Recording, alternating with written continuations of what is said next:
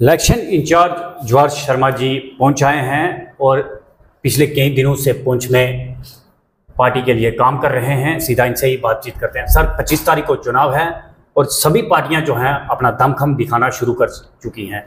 वही देखा जा रहा है कि भाजपा भी पुंछ के अंदर, पहले अगर हम बात करें तो भाजपा उस लिस्ट में नहीं आ रहा था, पर इन दिनों में देखा जा रहा है कि भाजपा की दौड़ जो है बहुत तेज जो है वो निकल रही है। क्या रणनीति है इस बार भाजपा की और किस तरह से भाजपा जो है पुंछ के अंदर काम कर रही है? पहले तो आपका बहुत बहुत धन्यवाद। आप भारतीय जनता पार्टी की बात अपने दर्शकों तक पहुंचाने के लिए आप हमारे पास आए और हमें से समय दिया। आपके दर्शकों का भी बहुत बहुत धन्यवाद। जहां तक आपने चुनाव की बात की, ये चुनाव बहुत लंबे समय बाद जम्मू कश्मीर में हो रहे हैं। 10 साल का जो कार्यकाल रहा, गवर्नर राज रहा, उसके बाद जम्मू कश्मीर जमहूरियत की तरफ जा रही है, डेमोक्रेसी की तरफ जा रही है। और 10 साल के बाद जम्मू कश्मीर अपना नेतृत्व चुन रहा है। बहुत 10 साल की से पहले जो मिलिटेंसी यहाँ थी, जिस प्रकार के हालात थे, उसके बाद ये चुनाव हो रहे हैं। और ये चुनाव हम मोदी जी के नाम पर, मोदी जी के काम पर और मोदी जी के संदेश के साथ लड़ने वाले हैं। हम हर घर दस्तक देकर, छोटी छोटी मीटिंग कर और हमारे लीडर, हमारे कैंडिडेट, जो विकास पिछले 10 साल में जम्मू कश्मीर में हुआ है और जो नेतृत्व हमारा मोदी जी का रहा है और जिस प्रकार की योजनाएं मोदी जी ने की है, उनको लेके हम घर घर जा रहे हैं। मसलन आयुष्मान कार्ड और जो मोदी जी का नारा है, सबका साथ सबका विश्वास के साथ, हमने कहा अगर हमने आयुष्मान कार्ड जी है, जिसको यहाँ गोल्डन कार्ड कहते हैं, अगर हमने हिंदू को अगर दिया है तो उसमें मुसलमान भी है, सिख भी है, ईसाई भी है, सभी के साथ दिया है। साथ में जल जीवन मिशन के तहत हर घर नल लगा है तो हर वर्ग को नल मिला है। साथ ही अगर प्रधानमंत्री आवास की बात हुई, पहले के शासन में एक एक घर एक पंचायत में आते थे, आज 150 से 200 घर आ रहे हैं। और साथ में जिस प्रकार से यहाँ प्रोजेक्ट्स, चाहे यूनिवर्सिटी का रीजनल सेंटर हो, चाहे वो आपका BROs के काम हो, चाहे वो नेशनल हाईवेज हो, और साथ में यहाँ 40 साल की जो एक मांग यहाँ पे पहाड़ी ट्राइबल स्टेटस देने की बात थी। इसमें एक बड़ी की बात है कि हमने गुर्जरों के स्टेटस को ना छेड़ते हुए वर्षों से आंदोलन जो यहाँ चल रहा था, वो मांग हमने इस पहाड़ी क्षेत्र की पूरी की, उनको स्टेटस दिया और उसका बहुत बड़ा लाभ इस क्षेत्र के लोगों को होने वाला है। इन बड़े विषयों को लेकर साथ में ही जो एक बहुत बड़ा इशू जम्मू कश्मीर का था, जिस क्षेत्र में शांति नहीं है, सुरक्षा नहीं है, वहाँ पर न व्यक्ति रह सकता है, न वहाँ विकास हो सकता था। सबसे बड़ा आज मैं देख रहा था, गांव-गांव में जा रहे हैं, आज लोग अपने घाले जो हमारे कहते हैं घास काट रहे हैं, क्योंकि बॉर्डर शांत है और ये नेतृत्व से केवल किसी ने दिया है तो वो मोदी जी ने दिया है। तो मैं जैसे गांव-गांव में जा रहा हूँ, हर जगह जा रहे हैं लोग, मोदी जी के नेतृत्व से बहुत संतुष्ट हैं और अगले 5 साल भी मोदी जी को देना चाहते हैं। और एक बात हम अलग से वोटर्स के साथ शेयर कर रहे हैं, चाहे नेशनल कॉन्फ्रेंस हो, चाहे वो PDP हो, चाहे कोई भी हो, हम हिली स्टेट है, मैं हिमाचल का रहने वाला हूँ।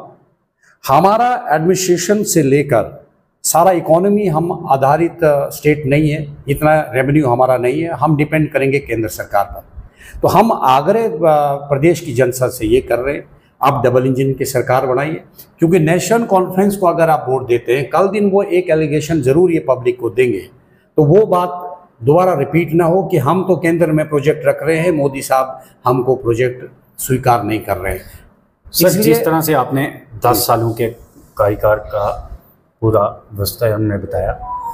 आज तक डेली विजर सर जद्दोजहद कर रहा है। 10 सालों में डेली विजर जो है कई बार धरना प्रदर्शन कर चुका है, पर उसका आज तक कोई निपटारा नहीं हुआ है। क्या वजह रही है कि डेली विजर जो है आज तक वहां तक नहीं पहुंच पाया जहां पर उसने पहुंचना चाहिए था? हाँ, ये आपने ठीक कहा।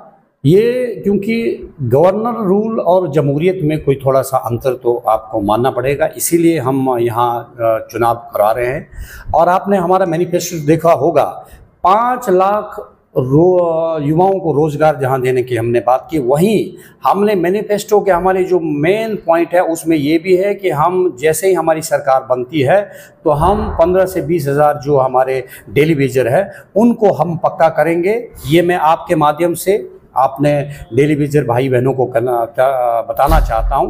अगर उस मांग को भी अगर पूरा कर सकती है वो भारतीय जनता पार्टी कर सकती है, क्योंकि मोदी जी का आशीर्वाद, डबल इंजन की सरकार होगी तभी हम पूरा कर सकेंगे। वरना अगर कोई और सरकार आती है तो वो यही रोना, फाइनेंशियल क्राइसिस का रोना रो करके ये समय और बढ़ता जाएगा। और हमने आपके माध्यम से, आपके दर्शकों के माध्यम से बताना चाहते हैं, इस मांग को अगर कोई पूरा कर सकता है तो भारतीय जनता पार्टी। सर, आप संगठन से आए हैं, आपको सब बातों का पता होता है। और कल भाजपा के एक बड़े नेता ने जम्मू के अंदर बयान दिया है कि अगर हमारी सरकार बनती है तो जम्मू में भी बुलडोजर चलेगा। किस तरह का बुलडोजर चलेगा सर? नहीं, व्यक्तिगत बयान किसने किस संदर्भ में दिया है ये आप बखूबी जानते हैं, लेकिन जहाँ तक बुलडोजर की बात है, सबका साथ, सबकी सुरक्षा, सबका विश्वास की बात, जिस थीम पर हम चुनाव लड़ रहे हैं, हम अन्याय किसी व्यक्ति से होने नहीं देंगे। हर व्यक्ति को न्याय मिले, लेकिन अगर कोई किसी गरीब व्यक्ति पर अन्याय हो रहा है, कोई अवैध कब्जा है और उसकी मांग वो वर्षों से कर रहा है, तो उस पर हमको बुलडोजर चलाने में कोई जिसे कहते हैं कि भाई कोई हमें रोक नहीं पाएगा। हम हर अन्याय के खिलाफ, आप ये माने कि अन्याय के खिलाफ हम बुलडोजर चलाएंगे। वो किसी के गरीब का हो, किसी के साथ व्यक्ति का अन्याय हो, अवैध कब्जे जो हो वो सरकार अवैध छूटे, चाहे वो व्यक्ति विशेष का, वो सरकारी का हो। क्योंकि बहुत ये अवैध कब्जे और जो अन्याय जो कर रहे हैं वो बहुत पावरफुल लोग और बहुत लोग इन्हें गिने लोग हैं। उनको पर अगर कार्रवाई करनी पड़े लोक हित में, जान हित में, उससे हम पीछे नहीं हटेंगे। सर, पिछले कई दिनों से देख रहे हैं कि जब से भाजपा पुंछ में प्रचार के लिए उतरी है, आप भी साथ में लोगों के पास पहुंच रहे हैं और पार्टी का प्रचार जो है वो कर रहे हैं, गरी साहब के लिए वोट जो है वो मांग रहे हैं। क्या रुझान है इस इलेक्शन में, और पीछे जो इलेक्शन हुए हैं उनमें किस तरह का अंतर जो है वो नज़र आ रहा है? पुंछ कंस्टिट्यूंसी का मैं आप यहाँ से आज आपके माध्यम से कहना चाहता हूँ, रुझान स्पष्ट है। सिटी के अंदर पढ़े लिखे लोग हैं, सब लोग मैनिफेस्टो पढ़ रहे हैं, सब लोग सोशल मीडिया में, सब लोग मीडिया देख रहे हैं, आपके चैनल्स के देखते हैं। पुंछ के अंदर 101% भारतीय जनता पार्टी का कैंडिडेट जीतने वाला है। पुंछ के लोग विकास के साथ चलना चाहते हैं, शांति के साथ चलना चाहते हैं और सेफ्टी के साथ चलना चाहते हैं। और एक विज़न जो अगले 10 साल के लिए मोदी जी ने जम्मू कश्मीर को दिया है, और मोदी जी ने जो कहा है कि 5 साल आप मुझे इस सरकार को दीजिए, जहां 10 साल में कुछ कमी रह गई है, क्योंकि जमहूरियत का और एलजी का राज में कुछ थोड़ा सा अंतर आता है, तो और ज़्यादा हमारे एमएलएज घर घर जाके लोगों की समस्याओं को हल कराएंगे, क्षेत्र में जाके हल कराएंगे। पुंछ ने एक बात तय कर ली है, हम शांति के साथ चलेंगे, भाईचारे के साथ चलेंगे, विकास से चलेंगे। अब्दुल गनी चौधरी को मेरिट के आधार पर टिकट दिया गया है और वो घर घर गांव-गांव में रहने वाला हर व्यक्ति से संपर्क करने वाला व्यक्ति है। इसलिए निसंदेह आप मेरी तरफ से मानिए, हम 101% पुंछ को जीतने वाले हैं।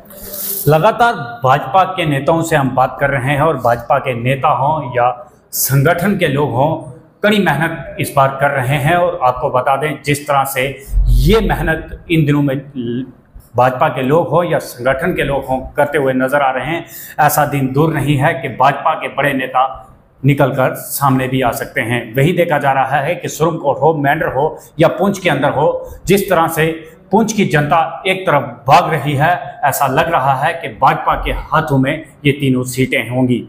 जिस तरह से बड़ी पार्टियां बड़े बड़े दावे कर रही हैं और वो दावे पिछले 10 सालों में हमने खोखला देखे हैं। अब हमने देखना है कि इन इलेक्शन में क्या भाजपा वो दावे जो है अगर जीत के आती है तो वो पूरे कर पाएगी। कमेंट बॉक्स में हमें कमेंट कर जरूर बताएंगे कि इस बार कौन से नेता को आप बड़ा नेता मानते हैं। कैमरामैन शहजाद के साथ सनी शर्मा, पहुंच।